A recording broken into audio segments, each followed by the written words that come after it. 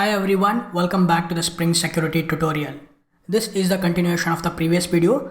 Please watch the previous video before proceeding this video. The link will be given in the description section of this video. Now let's come back to the today's video. In this video, we're going to create a custom authentication provider. Let's begin. So before we understanding the custom authentication provider, let's understand the control flow of the Spring Security and let's understand where we can exactly create the authentication provider, the custom authentication provider. Now you can enroll into my premium courses on Udemy. I have 3 specific courses. The first one is Build Production Ready REST API with Spring Boot, which includes the Expense Tracker API. The second one is Full Stack Development with React and Spring Boot, that includes the React hooks. And the third one is JSP and Servlets for beginners. All the links will be given in the description section of this video. If you join these courses through my link, then you will get a 90% discount. Now back to the video. So this is the control flow of the Spring Security. So far we are discussing about this control flow. When a client sends a request to the application, the request goes to the authentication filter. The authentication filter will send it to the authentication manager. The authentication manager will send it to the authentication provider. This authentication provider will internally use the user detail service and the password encoder to validate the user. Up until now, we are using the default authentication provider and it uses the user detail service and password encoder internally. So now we need to create our own custom authentication provider. And when we create our own custom authentication provider, it's up to us to whether we need to use this user detail service as well as the password encoder. If we want, we can use these two services or we can create our own implementation to validate the user. It's depend on us.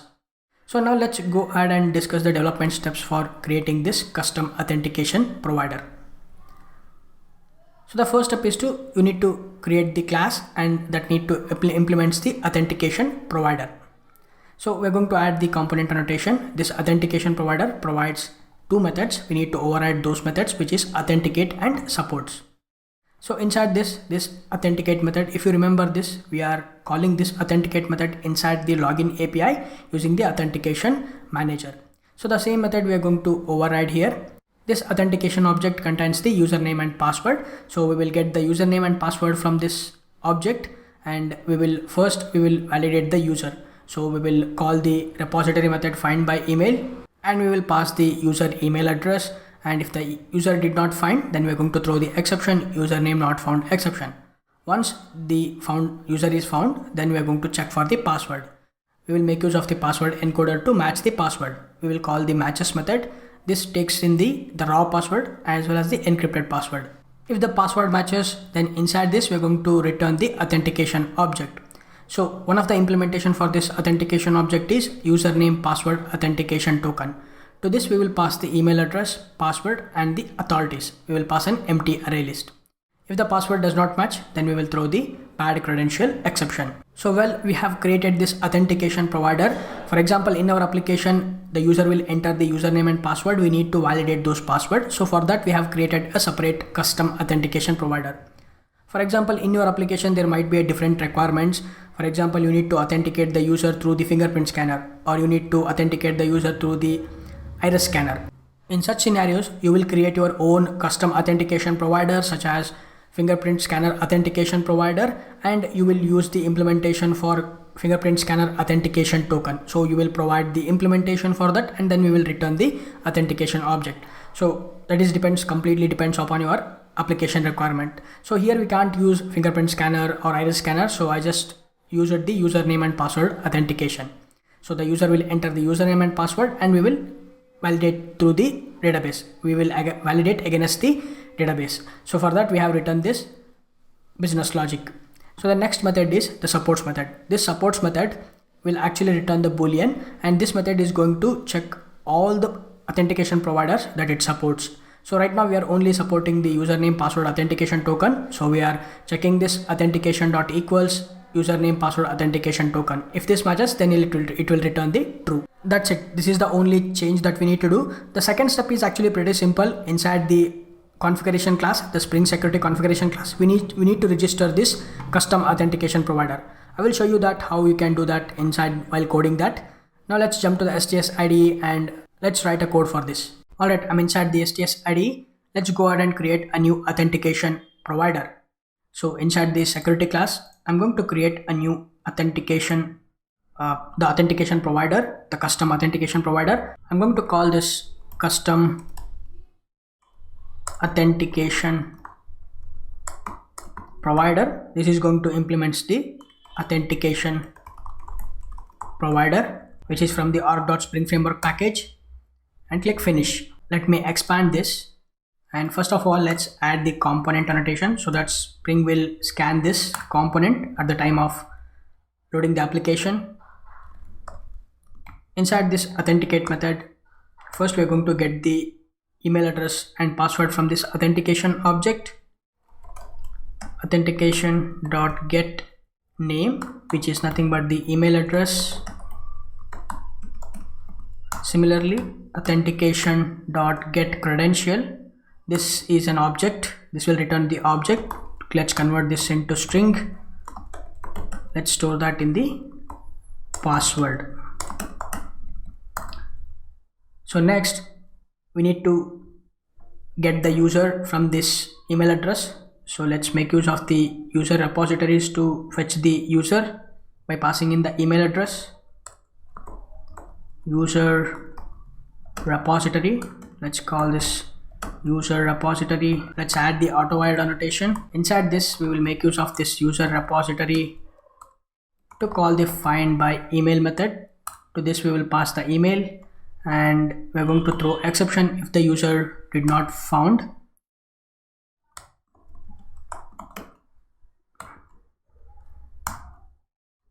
New username not found exception, we will pass the message user not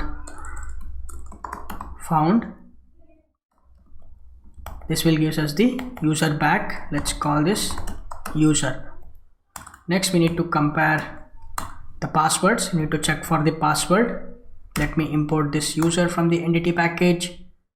Inside this we will make use of the password encoder. Password encoder, let's call this password encoder. Let's add the auto-wired annotation. Inside this let's make use of this password encoder dot matches. You can see we're going to compare the passwords. The first password is the raw password, the second parameter is the encrypted password, which is user.get password. If this condition satisfies, then we are going to return the authentication object. The authentication object implementation is username password authentication token. To this we will pass the email, password and authorities. So we are going to create a empty array list because we are not dealing with the authorities.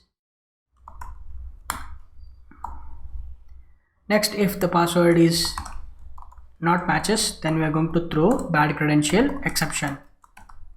Bad credential exception, invalid credentials,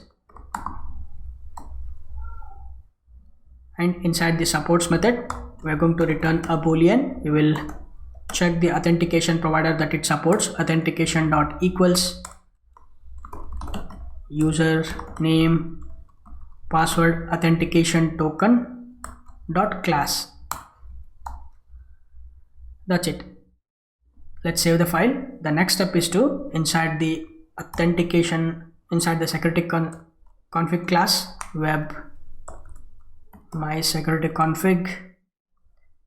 Here we need to comment this line and we need to provide our own authentication provider, auth dot authentication provider, and we need to pass the authentication provider, which is the custom authentication provider. Let's auto-wire this custom authentication provider. Let's call this authentication provider. Let's auto-wire this. Okay, we are passing the authentication provider. So let's save this. Our application is restarted. Let's go to the Postman and let's open a new tab. Let's go to the login. Let's change this to post localhost :8080/login. Inside the body, let's choose raw and change it to JSON. Let's provide the email address, which is bhushan@gmail.com. Password, let's change this to 12345. The moment we click on this send, we will get the 200 OK. User has been logged in. Let's go to the dashboard. The moment we click on this send, we get the message, user seeing the dashboard contents. So let's go to the STS and let's stop this. Let's run this in the debug mode. So we'll get to know that. I'm going to put a debugger here and let's run this in the debug mode. Let me go to the Postman. Let's change this to login. Let's change this to post. Application is restarted. The moment we click on this send, and you can see our control comes to this authentication provider, custom authentication provider. Here our business logic will be executed, and the moment we click on this next, the user will be logged in. Super. So now we have understand that how to create the custom authentication provider. The main goal of this video is to how to create the authentication provider, the custom authentication provider. In your application, there might be a different scenario. In my application, in my requirement, just for the demonstration purpose, the user will enter the username and password. Then we have created a custom authentication provider and we have validated the user against the database. But in your application, there might be a different scenarios, like you need to validate the user by using the iris scanner or the fingerprint scanner. In such scenarios, you have to create your own custom authentication provider and you have to create our own implementation for that. Yeah, that's it for this video. Thank you so much for watching. I will see you in the next video.